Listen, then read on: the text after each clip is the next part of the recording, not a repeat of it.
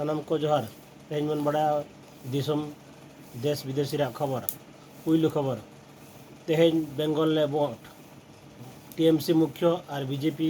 बेंगल मुख्य भितर सामना टकराटकी ओडिशा रे जून 12 रे बीजेपी बार शर्मा पूरा बार शर्मा पूरा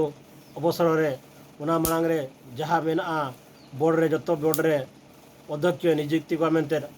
बीजेपी मुख्य मनमोहन सामने लई का उना सावते 80% कमी हुई कना मेनते लई का जहाँ क्या को प्रचार पत्र को एम लिया ओनारे सफल कना मेनते लई का दाबी का 80% को आको जहाँ प्रतिश्रुति को एम लिया ओना को पूर्ण का मेनते लई किया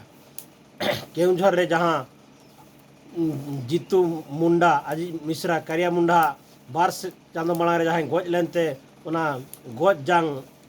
लागाते बैंक एगुलिया होला उनी आज ओड़ाते प्रशासन और बैंक वाला चलाव करते आज टाका को एमा दिया समय तहे कना अब नौका को एड़े बन थान कारे death certificate legal heir certificate ओना को दरकार किंतु नौका हराना और ओना खातिर बार चांदो मांगा गज हड़मो लातुर करते बैंक के चलाव खान होला प्रशासन और बैंक वाला ओड़ा रे चलाव करते आज टाका को एम हटो आदिया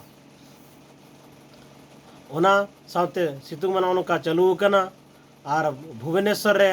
जहाँ खबर नौका हिजुक कना गापा मेयांग गे ना बोधे आरम दूसरे स्वतंत्र अधिवेशन हुई मेना चेदा से उनका खबर हेज कना मा तबे सनाम को जोहार।